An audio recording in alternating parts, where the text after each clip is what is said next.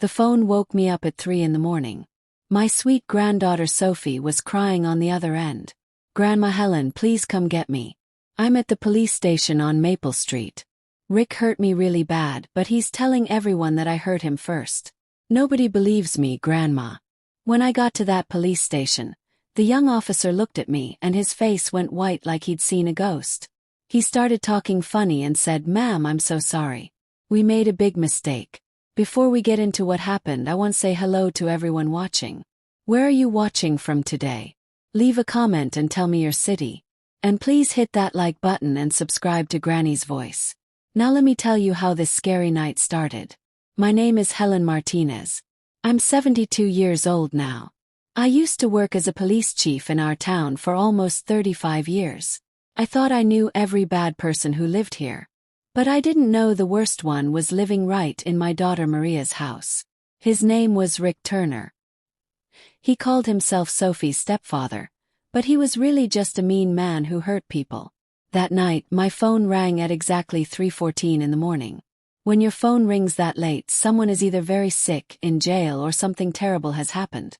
Sophie's voice sounded so small and scared. She's usually so brave and strong. Just last week, she helped me plant flowers in my garden. "Grandma Helen, I need you right now. I'm at the police station. They brought me here in handcuffs." Sophie told me everything while crying. "Rick hit me in the face, Grandma. But now he's telling the police that I hit him with a chair. They put handcuffs on me like I'm a bad guy." I couldn't believe what I was hearing. "Which police station, honey?" "The one on Maple Street, near the fire station." "Grandma, they won't listen to me. They keep asking me why I threw things at Rick." I was already getting dressed and grabbing my car keys. My brain started working like it did when I was chief. I knew exactly what to do.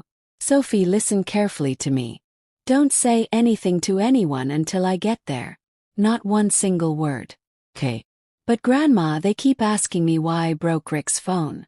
That was an important piece of information. My Sophie wasn't a mean kid. She'd never broken anyone's things before. "Sophie, what happened to your face? Why are you hurt?" There was silence for a few seconds. Then Sophie whispered real quiet, "Rick said I fell off my bike yesterday." That's what he told them. I knew right then that Rick was lying. Because I helped pick someone just like Rick many times when I was police chief. Rick Turner thought I was just some old lady who didn't know anything. But he was wrong. I spent 35 years catching bad people like him. I grabbed my purse and ran to my car.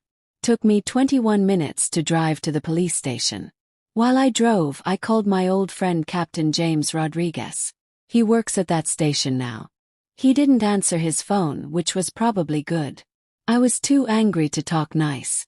I needed to stay calm and smart. When I walked through those big glass doors, Officer Timothy Brooks was sitting at the front desk. He was doing paperwork and looked very proud of himself. He was young, maybe 30 years old. He thought he'd caught a real criminal tonight. He thought Sophie was dangerous. "I'm here for Sophie Martinez," I said in my strong voice. The same voice I used when I was chief. Officer Brooks looked up at me. Then his face changed. His eyes got really big and his mouth opened wide. The cup of coffee he was holding fell out of his hands. It crashed on the floor and broke into many pieces. Coffee went everywhere. "Chief Martinez," he said, stumbling over his words. "I mean former Chief Martinez. We didn't know. We had no idea she was your granddaughter." "Where is Sophie?" "Yes. She's in room 3, ma'am. But there are rules we have to follow." "Officer Brooks," I said, walking closer to his desk. My voice got quiet but very serious. "In the next 30 seconds, you're going to unlock that room. You're going to take those handcuffs off my granddaughter. Then you're going to explain to me how a 13-year-old girl with a hurt face became the bad guy instead of the one who got hurt." Brooks' throat moved up and down like he was trying to swallow something big. "The stepfather, Rick Turner, he's the one who called us. He said Sophie went crazy. He said she threw his phone against the wall and broke it. When he tried to stop her, she pushed him down. He said that's how he got hurt." "What about Sophie's hurt face?" "Yes. He said she fell off her bike 2 days ago. Said she's been acting weird since then. I'd heard these kinds of lies many times before. This was Rick's story, and it was full of holes. Where is Rick Turner now? He went home. He said he didn't want to press charges. He just wanted Sophie to get help from a doctor. He seemed really worried about her. Rick was worried, all right. Worried that his lies would fall apart. Show me where Sophie is right now, I said. Brooks grabbed his keys with shaking hands. As we walked down the hallway, I noticed other officers looking away from me. They didn't want to look me in the eyes. They knew someone had made a big mistake. Word travels fast in a police station. Everyone now knew that Helen Martinez was back, and someone had messed up badly with her family. Sophie was sitting in a cold metal chair with handcuffs on her wrists. When she saw me walk in, tears started falling down her hurt cheeks. Grandma, I didn't do anything wrong. I promise I didn't. I looked at Officer Brooks standing in the doorway. Take those handcuffs off my granddaughter right now. The handcuffs made a loud click when they came off. Sophie jumped up and hugged me tight. She felt so small in my arms. This girl who's usually so tall and confident. Tell me what really happened tonight, I said, sitting down next to her. But I kept my hand on her shoulder. Rick has been, Sophie started to say. Then she stopped and looked at Officer Brooks. I need to talk to my granddaughter alone, I told him. But ma'am, this is an active investigation. We need to follow procedures. The look I gave Brooks made him step backward. He almost tripped over his own feet as he rushed out of the room. Now Sophie, tell me everything that happened. Sophie's story came out slowly, like pieces of a puzzle. Rick Turner had been getting meaner for months. It started with him yelling mean words at Maria, my daughter. Then it got worse. He started pushing and shoving. Tonight was the worst night. He's been drinking more beer lately, Sophie said, wiping her nose. Mom tries to pretend everything is okay, but I can see she's scared when Rick comes home. Grandma, she's really scared of him. This was news to me. My daughter Maria hadn't told me any of this. That meant Maria was good at hiding what was happening. People who get hurt sometimes become really good at keeping secrets. What happened tonight exactly? Asked Sophie. I was in my room doing my homework when I heard Mom crying downstairs. Rick was yelling at her about something stupid. About how the house wasn't clean enough. Then I heard a loud bang like he hit the table. Sophie's voice got quieter. Or maybe he hit Mom. I felt anger building up inside me. The same anger I felt whenever I saw people getting hurt by someone bigger and stronger. But this was my family, which made it so much worse. I ran downstairs to help Mom. Rick grabbed my arm really tight. He said if I didn't go back to my room and mind my own business, he would hurt me bad. Sophie touched her hurt cheek. That's when he hit me. And Rick's phone. Yes. For the first time since I got there, Sophie almost smiled. Rick's phone was on the counter. After he hit me, I got so angry that I grabbed it and threw it as hard as I could. It broke into pieces when it hit the wall. I was proud of Sophie for fighting back, even if the timing wasn't perfect. How much did you break? Just the phone. But Rick says I broke other stuff too, which isn't true. Rick Turner was about to learn that hurting a Martinez girl was a huge mistake. Where was your mom when all this was happening? Sophie's face got sad. Mom locked herself in her bedroom. That's where she always goes when Rick gets mean. She stays in there and pretends nothing bad is happening. Now I understood everything. Maria was trapped in a scary situation. She was too afraid and probably too embarrassed to ask for help. Sophie had been watching it all happen, getting angrier and angrier until she finally exploded. Sophie, has Rick ever touched you in a bad way? Anything that made you uncomfortable? No, nothing like that. But Grandma, I'm worried about what Rick might do to Mom if I'm not there to help her. Smart girl. She understood more than most grown-ups. You don't need to worry anymore, I told Sophie. What do you mean? I stood up, feeling good about having a plan. I mean, Rick Turner just made a big mistake when he hurt the granddaughter of a police chief. He has no idea what's coming. Before Sophie could ask more questions, Officer Brooks knocked on the door. Chief Martinez, Captain Rodriguez is here. He wants to talk to you. Captain James Rodriguez had worked with me for many years. He started as a young officer when I was learning to be chief. We'd worked together to catch many bad people over the years. We respected each other a lot. Helen, James said as he walked into the room.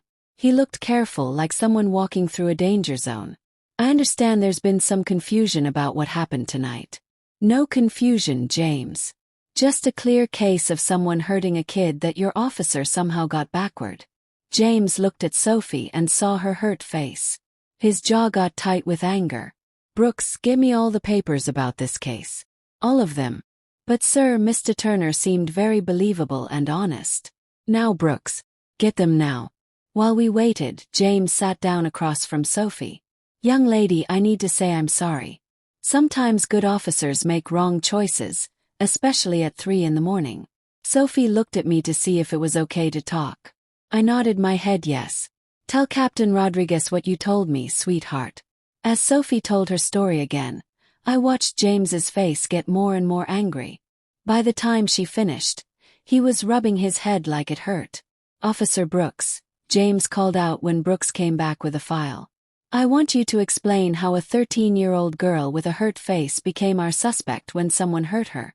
Sir, Brooks said nervously, the stepfather was very convincing. He showed us the broken phone. He told us Sophie had been acting strange lately. His story made sense to us. Did you take pictures of Sophie's hurt face? Yes. Brooks was silent. That meant no. Did you ask her any questions about how she got hurt? More silence. Did you think that maybe a 13-year-old doesn't break someone's phone for no reason?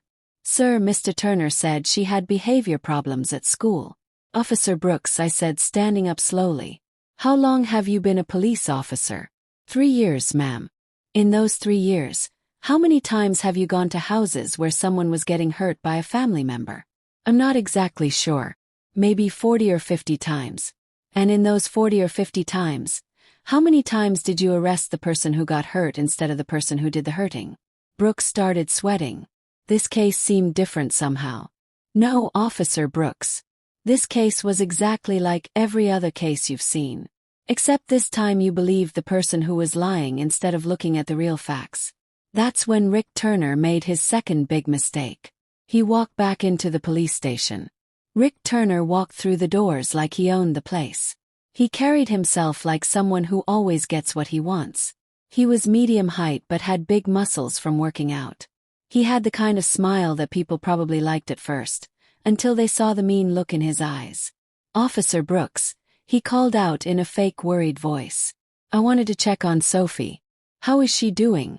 Has she calmed down yet? I couldn't believe how brave he was being. Here was a man who just hit a 13-year-old kid, got the police to arrest her, and now he was pretending to be a caring stepfather. If I hadn't been a police chief for 35 years, I might have been impressed. Mr. Turner, Captain Rodriguez said, stepping out of the room. I'm Captain Rodriguez. I understand you're the one who called us about Sophie. Yes, unfortunately. Rick said with his fake smile. Sophie's been having some serious problems lately. Tonight she just completely lost control. I'm very worried about her. Rick's eyes found me across the room. I saw the exact moment he realized who I was. His smile flickered for just a second. Mr. Turner, this is Helen Martinez, Sophie's grandmother. Of course, Rick said, putting his hand out to shake mine. Mrs. Martinez, I wish we were meeting in better circumstances.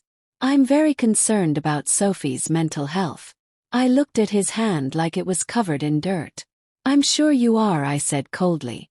The room felt colder. Rick's smile looked more forced now, but he kept pretending. Sophie needs professional help, he continued, talking to Captain Rodriguez but watching me. This violent outburst tonight was just the latest problem. My wife and I have been talking about sending her to a special hospital for troubled kids. A special hospital. Rick wanted to get Sophie away so he could keep hurting Maria without anyone watching. This man was smarter than I first thought. Mr. Turner, I said in my serious voice. I'd like to ask you some questions about tonight. Course, he said smoothly. I want to help in any way I can. How did Sophie get that hurt face? Rick didn't hesitate. She fell off her bike when she was running away after she broke my phone. I tried to help her, but she was so angry she wouldn't let me near her. Which bike? I asked. There was a tiny pause. Her purple bike. The one in the garage. Interesting. Sophie told me the fight happened inside the house and she never went outside. The bike story didn't make sense. Where was my daughter Maria during all this? Maria was upstairs in bed. She was too upset to come down and deal with Sophie's behavior. Another lie. Sophie said Maria was locked in her bedroom after Rick's first attack. Rick was making up his story as he went along. Mr. Turner, you said Sophie has been having behavior problems for a while. Can you give us some examples? Rick looked around the room. Everyone was watching him carefully. Officer Brooks was writing notes. Captain Rodriguez was studying him. I was watching him like a hawk watches a mouse. Well, she's been very rude to her teachers. She talks back and doesn't listen. She stays out late sometimes. Maria and I have been trying to teach her respect, but Sophie doesn't like having a father figure telling her what to do. Has she ever been violent before tonight? Not physically violent, but she yells a lot. He slams doors. She threatens to run away from home. That's just normal teenager stuff. In other words, Rick was trying to make normal kid behavior sound like Sophie was dangerous. He didn't have any real examples. Mr. Turner, I notice you have some marks on your arms. Rick looked down at his arms where there were scratches. Sophie scratched me when I tried to stop her from breaking more things. Those look like defensive wounds to me, I said. I'm sorry. I stepped closer.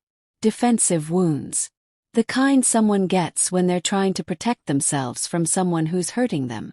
Very common in cases where someone gets hurt by a family member. Rick's fake smile started to crack. Mrs. Martinez, I understand you want to protect Sophie. But she attacked me and broke my property. I'm the victim here. Are you? Yes. Because from where I'm standing, you look like a 40-year-old man who hit a 13-year-old girl and then convinced the police to arrest her for defending herself. That's not what happened at all. Then maybe you'd be willing to take a lie detector test. The room went completely silent. Rick opened and closed his mouth a few times. He looked like a fish out of water.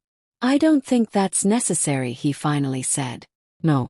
You seemed so eager to cooperate just a minute ago, I said. Captain Rodriguez cleared his throat. Mr. Turner, I think we need to look at tonight's events more carefully. Would you be willing to come back tomorrow for more questions?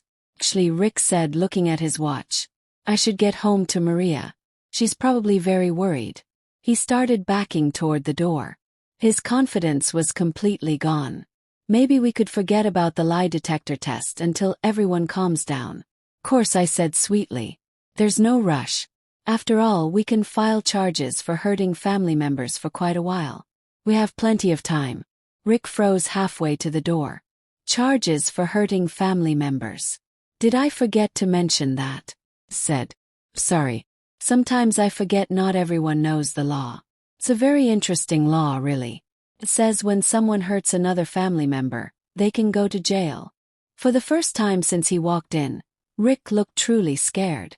He mumbled something about calling a lawyer and practically ran out the door. Captain Rodriguez watched him leave.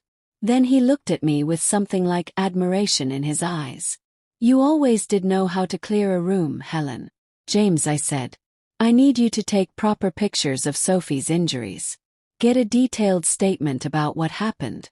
Then I want Rick Turner brought back here for questioning tomorrow. Consider it done, James said. But Helen, you know he's going to get a lawyer after tonight. Let him, I said with a smile. I've been dealing with people like Rick Turner for longer than he's been perfecting his act. That's when Sophie tugged on my sleeve. Grandma, what about Mom? If Rick figures out we're building a case against him. Sophie was right. If Rick felt trapped, he might hurt Maria worse. Maria was in danger and didn't even know it yet. At 4:30 in the morning, I sat in my car outside Maria's house. I looked at Rick's car in the driveway with the spider web crack in the windshield where Sophie had thrown something at it yesterday. I was trying to figure out the best way to get my daughter out of what was basically a hostage situation. Sophie was asleep in the passenger seat. She was exhausted from everything that had happened. I decided not to send her back into that house until Rick was behind bars. The house looked peaceful from outside. It was a nice 2-story house with a neat lawn and Maria's rose bushes in front. It was the kind of house that looked perfect, which made it the perfect cover for what was really happening inside. The neighbors would never suspect that bad things were happening behind those pretty blue shutters. My phone buzzed with a text from James. Turner just called an expensive lawyer. Might want to move fast. Of course he did. Rick probably had a backup plan for exactly this situation. Men like him always do. They like to control everything and plan for every possible problem. I called Maria's cell phone, knowing Rick was probably asleep. She might be able to answer without waking him up. Mom. Maria's voice was barely a whisper. Sophie okay? The police called and said something happened but they wouldn't tell me details. Sophie's fine. She's with me. But we need to talk and not on the phone. I can't leave right now. He's not in a good mood. Translation. Rick was a time bomb and Maria was afraid to do anything that might make him explode. Maria, I'm parked outside your house. I need you to come out here right now. Mom, I can't. If Rick wakes up and I'm gone, what will he do, Maria? Silence. It was filled with all the things my daughter couldn't say out loud. Sweetheart, I know you're scared. But Sophie told me everything that's been happening. We need to get you out of there. Sophie doesn't understand the whole situation. Rick is under a lot of stress from work. And sometimes he loses his temper. Sometimes he what? Hits you. Threatens you. Makes you lock yourself in your bedroom while he hurts your daughter. I heard Maria take a sharp breath. She told you about that. She told me everything. Now I need you to very quietly get dressed, come outside and let me help you. Mom, you don't understand. If I leave, Rick will what? Come after you. Maria, the man just spent the evening trying to convince the police that Sophie attacked him. He's not in a position of power right now. Another long pause. Give me 5 minutes.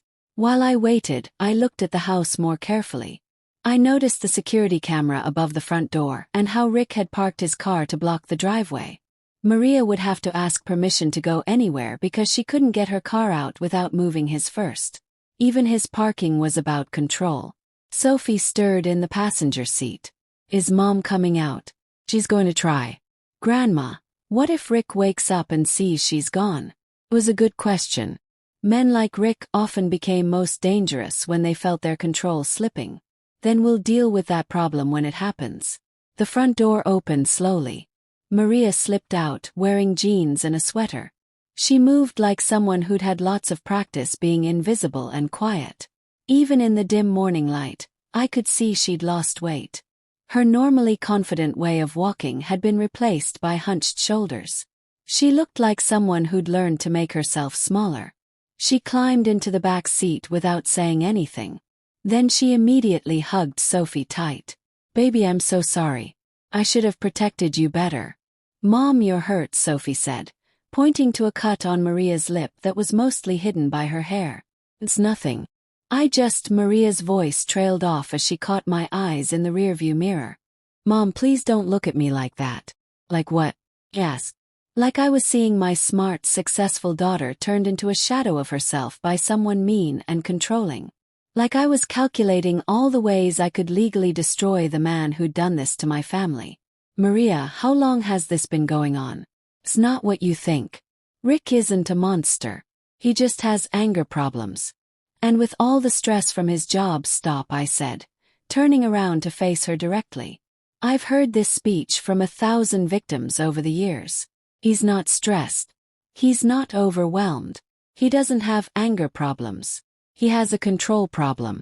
And you and Sophie are his victims. Maria's eyes filled with tears. You don't understand. If I leave him, he'll make sure I lose everything. He controls all our money. He knows people who could ruin my career. And he's threatened to what? Yes. To tell everyone I'm a bad mother.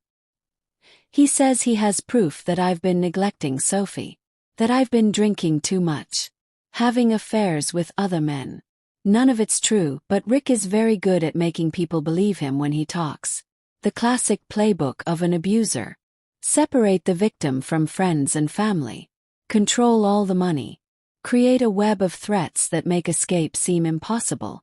Rick Turner was more sophisticated than the average bully, but the patterns were exactly the same. Maria, listened to me very carefully. Rick Turner just made the mistake of hurting a police chief's granddaughter. Whatever power he thinks he has over you just became meaningless. What do you mean? Sophie leaned forward. Grandma made the police realize Rick was lying. They want to question him tomorrow. They do. He nodded. And that's just the beginning. By the time I'm finished with Rick Turner, he's going to wish he'd never heard the Martinez name. For the first time since she got in the car, Maria almost smiled. What are you planning, Mom? Justice, sweetheart. Plain and simple justice. That's when Rick's car roared to life in the driveway behind us. I realized he'd been awake the entire time, listening and watching. Rick's headlights flooded my car as he backed out of the driveway really fast. He was either very angry or very scared. Probably both. Through my rearview mirror, I watched him pull up behind us, blocking my car so we couldn't leave. Mom, what do we do? Maria's voice sounded small and frightened. We stay calm, I said, reaching for my phone. And we let Rick make his next mistake. Rick sat in his car for almost a whole minute with the engine running. He was clearly trying to decide what to do next. I could see him through his windshield, talking on his phone. Probably calling that expensive lawyer James had mentioned. Should I call the police? Sophie asked. Not yet. Let's see what Rick is going to do. Finally, Rick got out of his car and walked toward mine. He was trying to look tough and intimidating. He knocked on my driver's side window harder than necessary. I rolled the window down exactly 2 inches. Good morning, Rick. Maria needs to come home right now, he said. I'm afraid that's not going to happen. Rick's jaw tightened. She's my wife and this is family business. Family business. I said with anger in my voice. Is that what you call hitting teenagers now? I never touched Sophie. She attacked me. And if you weren't so blindly loyal to family, you'd see that. The man was committed to his lie. I had to give him credit for that. Rick, I've seen the scratches on your arms. I've seen Sophie's hurt face. And I've spent 35 years in police stations listening to men exactly like you explain how their victims were really the ones attacking them. You don't know what you're talking about, he said angrily. Don't I? Let me guess your entire defense. Sophie's a troubled teenager with behavior problems. She's been acting out since you married her mother. Probably because she doesn't like your authority. Last night she finally snapped and became violent. You were just trying to protect yourself and your property. Rick's confident look faded a bit. I just repeated his exact story back to him. The problem with that defense, I continued, is it only works if the jury believes you're telling the truth. And after I get finished presenting evidence about your history of hurting people, your credibility will be exactly 0. I don't have a history of hurting people, Rick said. Are you absolutely sure? Because people who hurt family members tend to leave patterns. Previous relationships that ended badly. Complaints that were never filed. Bosses who might remember anger problems. For the first time, Rick looked genuinely worried. You can't just dig through my private life like that. Actually, I can. Once you're charged with hurting a family member, your entire past becomes relevant. It's fascinating what investigators can find when they start looking. Rick glanced back at Maria, who was shrinking deeper into her sweater. Maria, this is ridiculous. Come home and we'll work this out together. She's not going anywhere with you, I said firmly. You can't keep my wife away from me. Watch me. Rick's fake politeness was disappearing. Old woman, you have no idea who you're messing with. Old woman. I almost laughed. Rick, I've sent better men than you to prison before breakfast. Would you like to add threatening a former police chief to your list of charges? You're not a police chief anymore. No, but I still have friends who are police officers and captains who remember when I used to put people like you away for fun. Rick leaned closer to my window. I could smell alcohol on his breath. He'd been drinking, which explained his poor choices tonight. This isn't over, he said. You're absolutely right, I replied. Just getting started. Rick stood there for another moment, clearly trying to think of something threatening enough to regain control. When nothing came to him, he turned and walked back to his car angrily. Is he leaving? Maria asked hopefully. Rick sat in his car for another minute, then slowly drove away. But something about how he looked suggested this was him retreating to regroup, not surrendering. What now? Sophie asked. I started my car and pulled away from the curb. Now we go somewhere safe while I make some phone calls. Where are we going? To my house. And then I'm going to introduce Rick Turner to some people who make life very difficult for men who hurt their families. 22 minutes later, we were sitting in my kitchen. I was making coffee and writing a list of everyone I was going to call. Maria and Sophie huddled together on my couch. Both looked shocked by everything that had happened. Mom, Maria said quietly, what if Rick's lawyer is really good? What if he finds a way to make all this go away? I looked up from my notepad where I'd been writing names and phone numbers. Sweetheart, Rick Turner thinks he's playing a game. But he doesn't realize he just challenged someone who's been winning this game for 35 years. What do you mean? I mean, Rick made 3 big mistakes tonight. First, he put his hands on my granddaughter. Second, he didn't realize how thoroughly I document everything when I'm building a case. And third, he assumed that being retired meant I was out of the game. I picked up my phone and dialed the first number on my list. Detective Sarah Chen. It's Helen Martinez. I know it's early, but I need a favor. Detective Sarah Chen was a private investigator who'd worked with my police department for years. She specialized in cases involving family violence. She was also the kind of woman who considered stopping abusive men her personal mission. Helen, I heard you retired. How's retirement treating you? Not as peaceful as I'd hoped, Sarah. I need a complete background check on someone. Rick Turner. He's married to my daughter, and I need information fast. This is personal, isn't it? Very. Give me his full name, birth date if you have it, and current address. I'll have something for you by tomorrow afternoon. After I hung up, Maria stared at me with something like awe. You're really going after him, aren't you?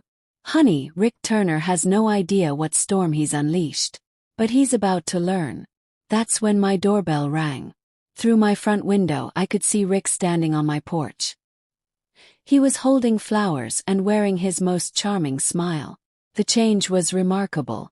Gone was the angry, threatening man from an hour ago. He'd been replaced by someone who looked like he should be selling cars or running for mayor. He brought flowers, Sophie said, not believing what she was seeing. Manipulators often switch to grand gestures when threats don't work, I explained. I didn't move toward the door. He's trying to rewrite what happened. Make himself look like the good guy. Rick knocked politely. Then he called out in a voice loud enough for neighbors to hear. Mrs. Martinez, I brought these for Maria. I just want to apologize for the misunderstanding tonight. Misunderstanding. As if terrorizing his family was just a simple communication error. Mom, what if the neighbors are watching? Maria asked nervously. Rick's very good at making people think he's reasonable. She was right. Rick was putting on a show for anyone who might be watching. He was establishing himself as the concerned husband trying to make peace. Meanwhile, I was the unreasonable mother-in-law keeping him from his family. I opened the door but left the chain lock on. Rick, it's 5 o'clock in the morning. I know, he said smoothly. I'm sorry for disturbing you so early. But I couldn't sleep knowing that Maria and Sophie were upset. He held up the flowers. I just want to talk to my wife for a few minutes. That's not going to happen. Rick's smile never wavered, but I caught the flash of anger in his eyes. Mrs. Martinez, I understand you're protective of your family. But Maria and I are married adults. We can work through our problems without outside interference. Outside interference. He was already positioning me as the meddling mother-in-law who was making things worse. Rick, the only problem here is that you hit a 13-year-old girl and then tried to have her arrested for defending herself. That's not what happened, and you know it. Rick's voice remained perfectly calm and reasonable. Sophie has been struggling with some behavioral issues. Last night she had what I can only describe as a complete breakdown. I'm hoping we can get her the professional help she needs. Professional help.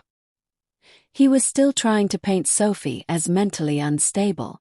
The only person who needs professional help is you, Rick. Specifically, anger management counseling in a jail cell. Rick's laugh sounded genuinely amused. Mrs. Martinez, I understand you used to be a police chief. But you're retired now. You can't just throw around accusations and expect people to take them seriously. Watch me. Maria, Rick called out, raising his voice slightly. Honey, please come talk to me. Let's go home and work this out like the adults we are. She's not going anywhere with you, I repeated firmly. Actually, Rick said, his smile becoming more forced. Unless Maria is under arrest or you have some kind of legal guardianship over her, you can't prevent her from leaving with her husband. He was technically correct, which was the most dangerous kind of correct when dealing with manipulative people. Maria was an adult. If she chose to go with Rick, I couldn't legally stop her. Maria, Rick continued in a gentle voice. I love you and I love Sophie. What happened tonight was just a family disagreement that got out of hand. We can fix this together. I heard movement behind me. I turned to see Maria standing in the hallway, looking torn between fear and guilt. Rick had found her weakness. Her desire to believe that this could all be resolved peacefully. Mom, Maria said quietly. Maybe I should just talk to him. Absolutely not.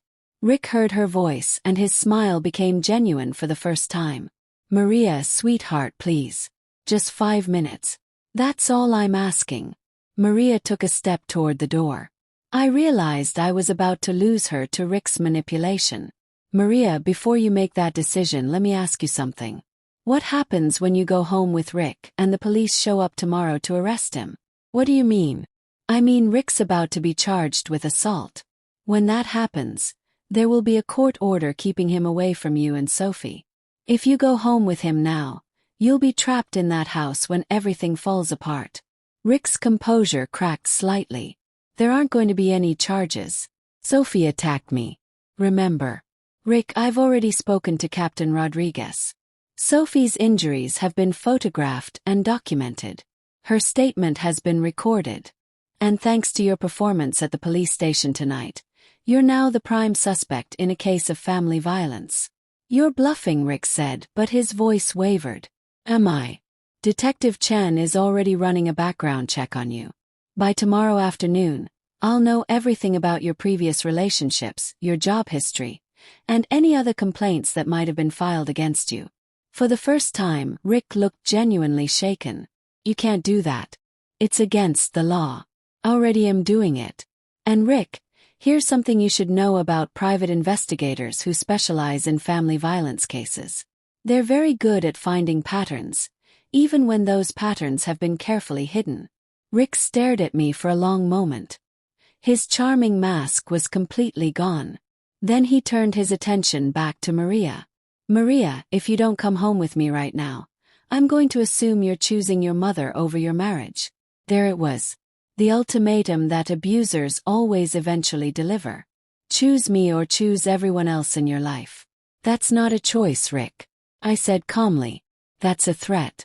It's reality, he shot back. Maria can either come home and work on our marriage, or she can stay here and destroy it. Maria looked between Rick and me. Tears were streaming down her face. I need time to think. No, Rick said flatly. You need to decide right now. And that's when Maria finally saw him clearly. Not the charming man she'd married. Not the stressed husband who just needed understanding. But the controlling person who'd been hiding behind those masks. I'm staying here with my mother, she said quietly. Rick's flower bouquet hit my porch with a wet thud. Fine. But Maria, when you're ready to stop playing games and come home, remember that I won't wait forever. He walked back to his car without another word. The crushed flowers were scattered across my doorstep like a warning of things to come. By 11 o'clock that morning, my kitchen table looked like a command center. I had notepads filled with information. My laptop was open to various websites. My phone kept buzzing with return calls from old colleagues who were eager to help take down someone who hurt families. Detective Chan had delivered her first report on Rick Turner. It was even more damning than I'd hoped. For previous relationships, I told Maria and Sophie as I reviewed the file. All ended with restraining orders or police complaints that mysteriously disappeared. So he's done this before. Sophie has. Multiple times, I confirmed. And he's gotten progressively smarter about it. I flipped to the next page. His first girlfriend, Jennifer Walsh, filed charges in 2019. But she dropped them after Rick hired an expensive lawyer who painted her as crazy and vindictive. Maria winced. That's what he threatened to do to me. His second girlfriend, Amanda Rodriguez, had a similar experience. She filed charges, got scared off by legal threats, and eventually just moved to another city to escape him. What about the third one? Sophie asked. Lisa Patterson. She was smart enough to document everything with photos and recordings. But Rick's lawyer got the case thrown out on a technicality about how evidence was collected. I looked up at Maria. Rick has a system, sweetheart. He finds intelligent, successful women. He isolates them from their friends and family. Then he systematically destroys their confidence until they believe they deserve the abuse. But I didn't deserve it, Maria said, as if she was just realizing this truth. Course you didn't. None of his victims did. Sophie leaned forward. Grandma, what happened to those other women? Are they okay now? That's the interesting part. Detective Chen managed to track down Jennifer Walsh. She's willing to testify about her experiences with Rick if we can guarantee her safety. Safety from what? Maria asked with growing concern. Rick has a history of getting back at women who speak out against him. Nothing violent enough to get him arrested, but a pattern of harassment, vandalism, and intimidation. My phone rang, interrupting our discussion. It was Captain Rodriguez. Helen, we tried to bring Rick Turner in for questioning this morning. Tried. Yes. He's gone. His neighbor saw him loading suitcases into his car around 7 this morning. We've got an alert out for him. But his lawyer says Rick is visiting family out of state and will cooperate fully when he returns. I wasn't surprised. Men like Rick often ran when they realized they were cornered. James, what about the arrest warrant? Judge signed it an hour ago. Assault of a minor, obstruction of justice, and witness intimidation. Witness intimidation. That's right. Rick's little visit to your house this morning qualified as witness intimidation under state law. Things were moving faster than I'd expected. That was both good and bad. Good because Rick would soon be facing serious charges. Bad because trapped animals were the most dangerous. James, I need you to put a police car outside my house. Rick's getting desperate, and I don't want him making another attempt to get to Maria or Sophie. Already arranged. Officer Chen will be stationed across the street starting this afternoon. After I hung up, Maria stared at me with mixed admiration and fear. Mom, what if Rick decides to do something really extreme? What if he comes back with a weapon or something? It was a valid concern. Family violence situations became exponentially more dangerous when the perpetrator felt cornered. Sweetheart, that's why we're being careful. That's why we have police protection. And that's why Rick is going to discover that attacking a police chief's family comes with consequences he never imagined. What do you mean? I pulled up another file on my laptop. Remember how Rick threatened to destroy your reputation and career? Two can play that game. Mom, what did you do? I called Judge Harrison. You remember her. She used to work with me at the police department. She's now a family court judge, and she's very interested in Rick's pattern of abuse. Why would she care about that? Because Rick's been in relationships 4 times, Maria. Which means there might be custody issues with children from previous relationships. Judge Harrison is going to review all of Rick's family court cases to see if there are patterns of abuse that previous judges missed. Sophie looked up from her phone. Grandma, I just searched Rick's name online. There are already news articles about him being wanted for assault. Local news. No, it's on some kind of legal blog. Listen to this. Local contractor Rick Turner, wanted on assault charges, has a history of abusing partners and escaping consequences through legal manipulation. I almost smiled. That would be Janet Morrison's blog. She's a legal journalist who specializes in exposing abusers who use the system to continue their abuse. You called her too. I called everyone sweetheart. Rick Turner is about to discover that his carefully constructed life is built on sand. Maria looked overwhelmed. Mom, what if this makes him more dangerous? What if he decides he has nothing left to lose? Before I could answer, Officer Chen knocked on my front door. But when I looked through the window, I saw her talking urgently into her radio.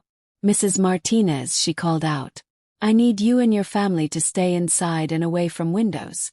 We just got a report that Rick Turner's car was spotted 3 blocks from here. That's when I heard the sound of breaking glass from my back door. The sound came from my kitchen, followed immediately by something heavy hitting my floor. Officer Chen was already calling for backup as I rushed Maria and Sophie into my front room, away from any windows. Stay down and stay together, I told them. I felt the familiar rush of adrenaline that came with real danger. Through my kitchen doorway, I could see a rock lying among shattered glass on my floor. There was a piece of paper wrapped around it with tape. Rick's signature move, apparently. Dramatic gestures designed to terrorize his victims. Mrs. Martinez, Officer Chen called from outside. I'm entering through your front door. Rick Turner is not in the immediate area, but we're treating this as an active threat. I unlocked the door for her. Chen entered with her weapon drawn, moving through my house with practiced skill. She was young but clearly well-trained.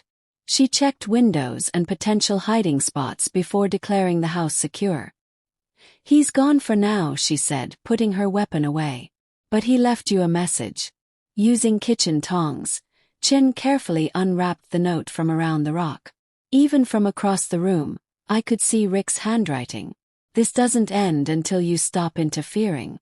Classic intimidation tactic, I told Maria and Sophie, who were both pale and shaking. Rick's trying to scare us into backing down. It's working, Sophie said quietly. No, sweetheart. It's just proving we're on the right track. Men like Rick only resort to property damage when their other methods of control stop working. Chen was photographing the rock and note, treating it like the evidence it would become. Mrs. Martinez, I strongly recommend you and your family consider staying somewhere else tonight. Rick Turner is clearly unstable. Throwing rocks through windows suggests he's moving toward more serious violence. Where would we go? Maria asked. I have a colleague who runs a safe shelter for victims of family violence, Chen said. It's specifically designed for situations like this. The idea of hiding in a shelter bothered me. I'd spent 35 years putting criminals behind bars, not running from them. But I also had Maria and Sophie to consider. Their safety was more important than my pride. Let me make some calls first, I said. Before I could reach for my phone, it rang. The caller ID showed Rick's number. Don't answer it, Chen said immediately. Actually, I think I should. Put it on speaker. Chen nodded reluctantly as I accepted the call. Hello, Rick. Mrs. Martinez. Rick's voice sounded different. Calmer, but with an edge of barely controlled rage. I hope you got my message. I did. Property destruction, criminal mischief, and continued witness intimidation. You're really collecting charges. Rick laughed, but there was no humor in it. You think you're so smart, don't you? You think you can destroy my life and I'll just accept it. Rick, you destroyed your own life the moment you decided to hit my granddaughter. Sophie's not your granddaughter anymore. Neither Maria nor Sophie are your family. They're mine, and I decide what happens to them. The possessive language was chilling. Rick genuinely believed he owned Maria and Sophie. That made him infinitely more dangerous. Rick, where are you right now? Somewhere you'll never find me. But don't worry, Mrs. Martinez. I'll be in touch soon. The line went dead. Chen immediately got on her radio to report the call. This just became a federal case, she told me. Threatening witnesses across state lines. Fleeing to avoid prosecution. The FBI will want to interview all of you. Good, I said. The more agencies looking for Rick, the faster we'll catch him. But even as I said it, I knew Rick Turner wasn't finished with us. Men like him didn't give up easily. Especially when they felt their carefully built world crumbling around them. Grandma, Sophie said nervously. I'm scared. What if Rick decides that if he can't have Mom, nobody can? It was the question I'd been dreading, because it was the most logical next step for someone like Rick. When abusers lost control completely, they often turned to murder-suicide as their final act of possession. That's not going to happen, I said firmly. How can you be sure? Because Rick Turner is about to learn that threatening a Martinez woman was the biggest mistake of his criminal career. That's when my phone buzzed with a text from an unknown number. Check your email. Rick's not as clever as he thinks he is. Friend. I opened my laptop and found an email with a video file attached. The sender was listed as Justice Network, which wasn't a name I recognized. What is it? Maria asked nervously. I clicked play on the video. Rick's face filled my screen. He was sitting in what looked like a cheap motel room, talking to someone behind the camera. The old woman thinks she can intimidate me, Rick was saying. But I've got plenty of experience dealing with women who don't know their place. The person filming asked, "What are you planning to do?" Rick's smile was cold and calculating. Whatever it takes to get my family back. And if I can't have them, I'll make sure Helen Martinez regrets the day she decided to interfere in my marriage. The video ended. We all sat in stunned silence. Who sent this? Officer Chen asked with concern. I don't know, I replied. But I think Rick Turner just confessed to planning violence against my family. That's when I realized Rick had made his fourth and final mistake. He'd underestimated not just me, but everyone else who was willing to help bring down someone who hurt families. The hunter was about to become the hunted. The FBI response team that assembled in my living room the next morning looked like something from a television show. Special Agent Michael Torres, a specialist in domestic terrorism and stalking cases, sat across from me with intense focus. Mrs. Martinez, Agent Torres said. The video you received yesterday is incredibly valuable evidence. But we need to discuss the source. Justice Network isn't just a random email address. It's connected to a group of family violence survivors who conduct their own investigations. Vigilantes. Yes. More like a support network with impressive technical skills. One of Rick Turner's previous victims, Jennifer Walsh, has been tracking his activities for years. She's the one who recorded that video. Maria looked up from her coffee. You mean she's been following Rick around? In a manner of speaking. After Rick's harassment following their breakup, Jennifer developed some serious surveillance skills. She's been documenting his pattern of abuse across multiple relationships. Agent Torres opened his laptop and showed us a file that was remarkably thorough. Photos of Rick with various women. Copies of police reports that had been filed and dropped. Medical records showing injuries consistent with abuse. Financial records showing Rick's pattern of isolating his victims economically. Jennifer Walsh has been building a federal case against Rick for 4 years. Agent Torres continued. Your granddaughter's assault was just the final piece of evidence we needed. Sophie looked amazed. So there are other people trying to stop Rick. A whole network of them. Rick Turner made the mistake of abusing women who were intelligent, resourceful, and unwilling to let him continue victimizing others. I felt a surge of respect for these women. They'd turned their trauma into a weapon against their abuser. They'd created exactly the kind of organized response that men like Rick never anticipated. Agent Torres, what's Rick's current status? We tracked him to a motel outside Dallas. He's been using disposable phones and paying with cash. But Jennifer Walsh has been monitoring his credit cards and known associates. We should have him in custody within 24 hours. And then what happens to him? Federal charges for interstate flight to avoid prosecution, witness intimidation, and interstate stalking.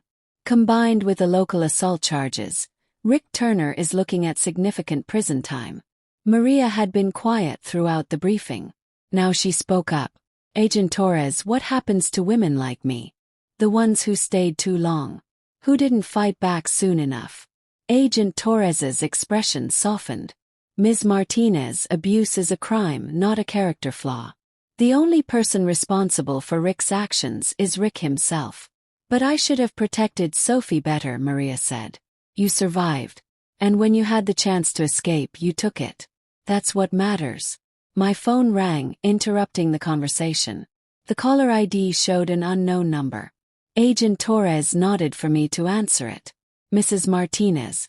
Rick's voice was tight with controlled fury. I hope you're enjoying your little FBI meeting. Agent Torres immediately started tracing the call while I kept Rick talking. Rick, where are you? Close enough to watch. You know what I've realized, Mrs. Martinez? You're not nearly as smart as you think you are. Really? Because from where I'm sitting, you're the one hiding in motels and making desperate phone calls. Rick's laugh was harsh. You think this is over? You think arresting me will solve anything? There are plenty of other women out there, Mrs. Martinez. Younger women. More vulnerable women. And when I get out of prison, I'll find them. The threat was chilling but also revealing. Rick was already planning his next cycle of abuse. He had no intention of changing his behavior. Rick, you're not getting out of prison. Not for a very long time. We'll see about that. I have excellent lawyers. And I'm very good at convincing people that I'm the victim in these situations. Agent Torres held up a tablet showing Rick's location. He was calling from a cell tower less than 3 miles away. Rick, I said calmly. There's something you should know.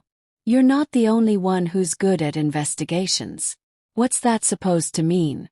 It means Jennifer Walsh has been documenting your crimes for 4 years. Amanda Rodriguez kept detailed records of your abuse. Lisa Patterson has medical records proving what you did to her. You're not facing one victim, Rick. You're facing all of them. For the first time, Rick's voice lost its confident edge. That's impossible. Is it? You thought you could terrorize women into silence. But what you actually did was create a network of survivors who were determined to stop you. Agent Torres was already mobilizing his team. But he held up a finger, telling me to keep Rick on the line. Rick, it's over. Turn yourself in. Maybe you can avoid some of the more serious federal charges. No, Rick said, his voice becoming increasingly agitated. This isn't over at all. If I can't have my family back, then nobody wins. The line went dead.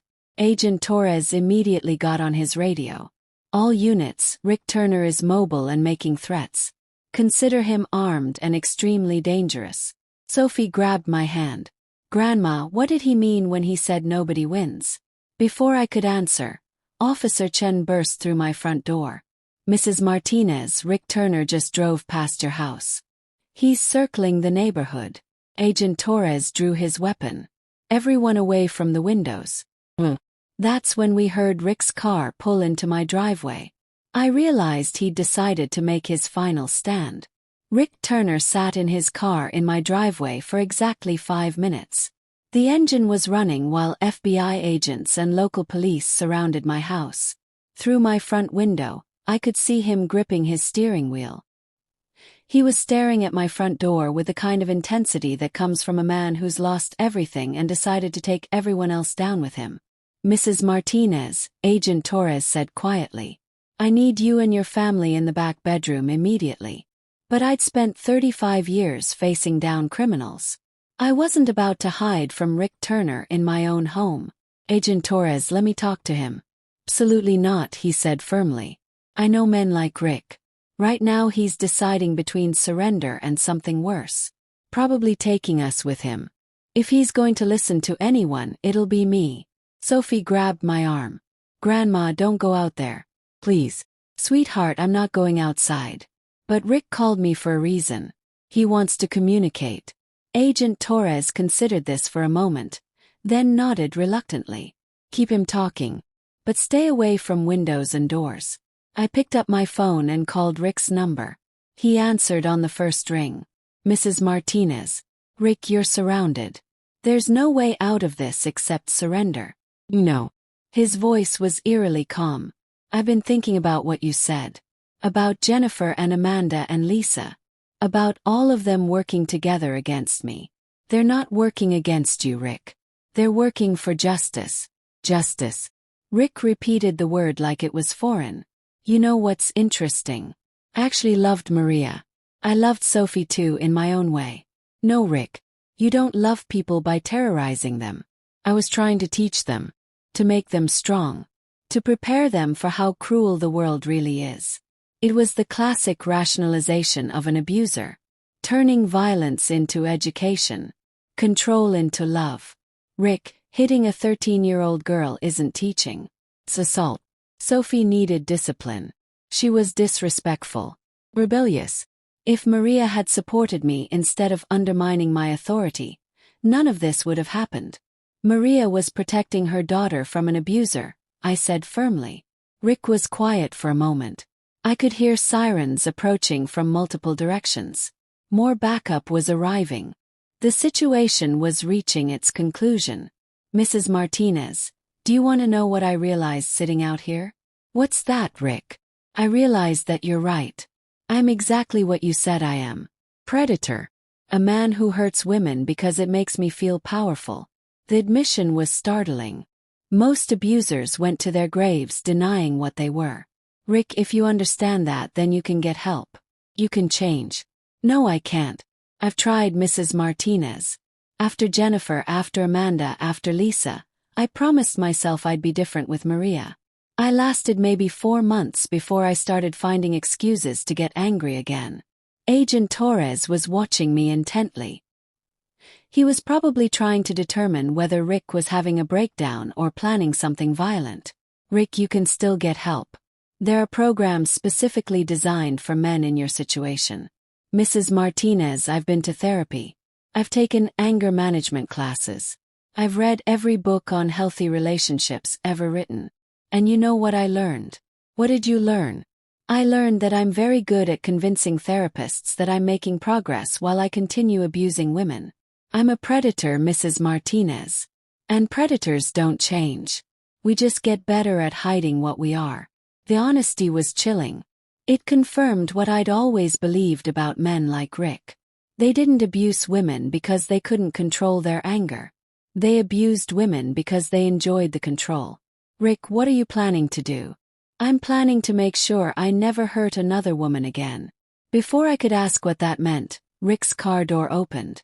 Agent Torres immediately got on his radio, coordinating with the tactical team positioned around my house. Rick walked slowly toward my front door. His hands were visible and empty. He looked smaller somehow, as if finally acknowledging what he was had deflated his entire presence. Rick, I called out through the door. What do you want? I want to apologize to Sophie and Maria. I want to tell them that none of this was their fault, that they deserved better than me. You can do that in court, I said. No, Mrs. Martinez. Can't do that. That's when I saw the small device in Rick's hand. First I thought it was a phone. Then I realized it was something else entirely. Something dangerous. Agent Torres, I said quietly but urgently. Rick's got an explosive device. The next 30 seconds moved in slow motion. Agent Torres was shouting into his radio. Tactical officers were repositioning. Rick was walking calmly toward my front porch. Rick, I called out. Think about what you're doing. I'm thinking. For the first time in years, I'm thinking clearly. This won't solve anything. It'll solve everything, Mrs. Martinez. Maria and Sophie will be safe. Jennifer and Amanda and Lisa will be safe. Every woman I might have met in the future will be safe. Rick stopped at my front door and pressed his face against the glass. Tell Sophie and Maria that I'm sorry. Tell them they deserved so much better than me. Rick, don't do this. Please. The explosion wasn't as large as I'd expected. Rick had positioned himself away from the house. He was sacrificing any chance of taking us with him.